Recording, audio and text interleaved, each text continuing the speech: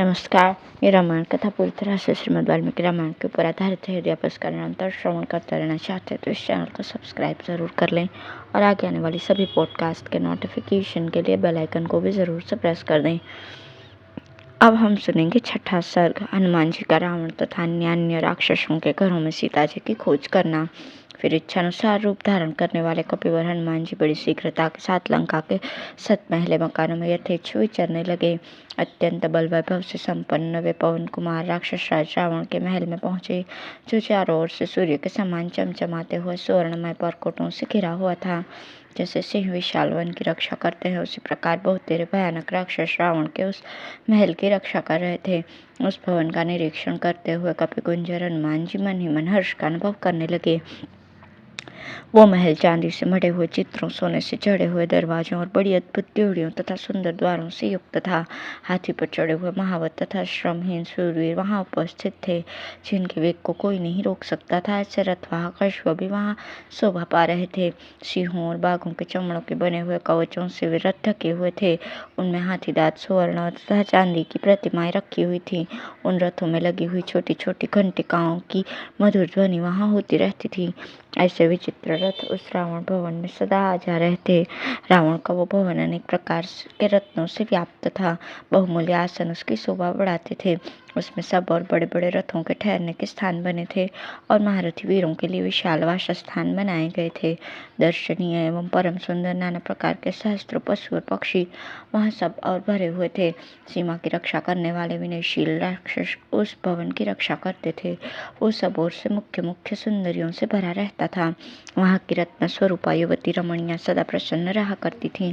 सुंदर आभूषणों की झनकारों से झंकृत राक्षस राज का वो महल समुद्र के कलकल नाद की भांति मुखरित रहता था। वो भवन राजोचित सामग्री से पूर्ण था, श्रेष्ठ एवं सुंदर चंदनों से चर्चित था तथा सिंहों से भरे हुए विशाल वन की भांति प्रधान प्रधान पुरुषों से परिपूर्ण था। वहां भीरी और मृदंग की ध्वनि सब और फैली हुई थी। वहां शंख की ध्वनि गूंज रही थी। उसकी नित्य पूजा एवं सजावट होती थी।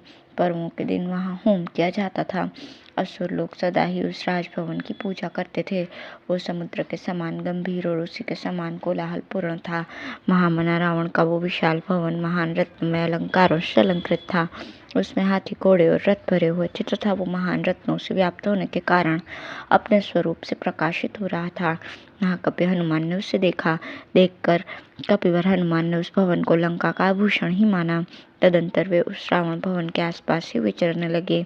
इस प्रकार वे एक घर से दूसरे घर में जाकर राक्षसों के बगीचों के सभी स्थानों को देखते हुए बिना किसी भय से अट्टालिकाओं पर विचरण करने लगे। महान वेगशाली और पराक्रमी वीर हनुमान वहां से कूदकर प्रहस्त के घर में उतर गए। फिर वहां से उछले और महापार्श्व के महल में पहुंच गए। तदंतर वे महाकपि हनुमान मेघ के समान प्रतीत होने वाले कुंभकर्ण के भवन में और वहां से विभीषण के महल में कूद गए।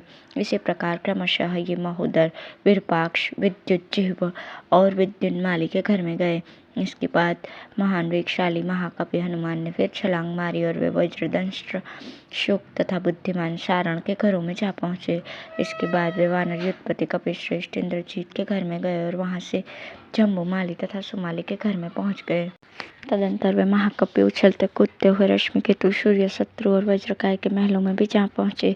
फिर क्रमशः वे कपिवर, पवन कुमार, धूम्राक्ष, संपाति, विद्युद्रूप, भीम, घन, विघन, सुकनाभ, चक्र, शट, कपट, रश्वकर्ण, दंष्ट, लोमश, युद्धोन्मत्त, मत्त, ध्वजग्रीव, विद्युज्जीव, द्विजीव, हस्तिमुख, कराल, पिशाच और शोणिताक्ष आदि के महलों में गए।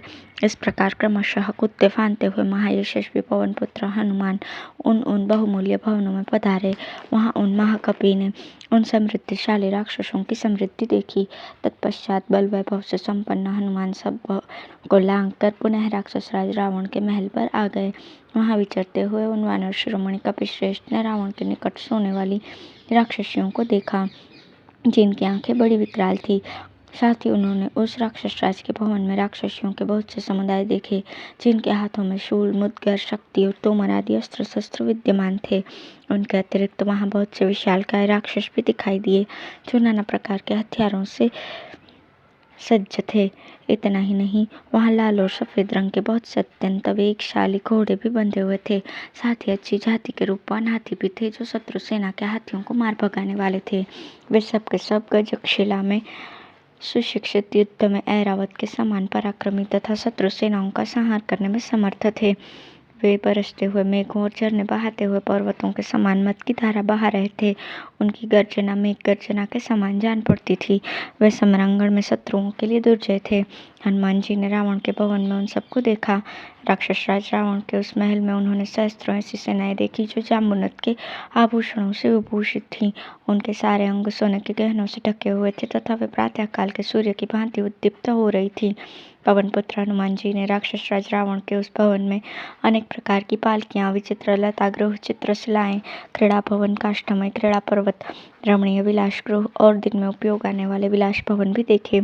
उन्होंने वो महल मंदराचल के समान ऊंचा, क्रीड़ा मयूरों के रहने के स्थानों से युक्त, ध्वजाओं से व्याप्त, अनंत रत्नों का भंडार और सब ओर से निधियों से भरा हुआ देखा। उसमें धीर पुरुषों ने निधि रक्षा के उपयुक्त कर्मांगों का अनुष्ठान किया था तथा वो साक्षात भूतनाथ के भवन के समान जान पड़ता था। रत्नों की किरणों तथा रावण के तेज के कारण वो घर किरणों से युक्त सूर्य के समान जगमगा रहा था।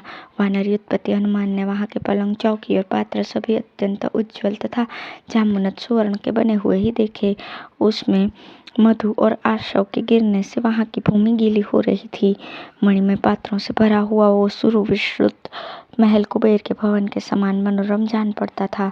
नूपुरों की झनकार, करगनियों की खनखनाहट, मृदंगों और तालियों की मधुर ध्वनि तथा अत्यंत गंभीर घोष करने वाले वाद्यों से वो भवन मुखरित हो रहा था। उसमें सैकड़ों अट्टालिकाएं थी। सैकड़ों रमणीय रत्नों से वो व्याप्त था। उसकी ड्योढ़ियां बहुत बड़ी बड़ी थी। ऐसे विशाल भवन में हनुमान जी ने प्रवेश किया। इस प्रकार श्री वाल्मीकि निर्मित रामायण आदि काव्य के सुंदरकांड में छठा सर्ग पूर्ण हुआ। धन्यवाद।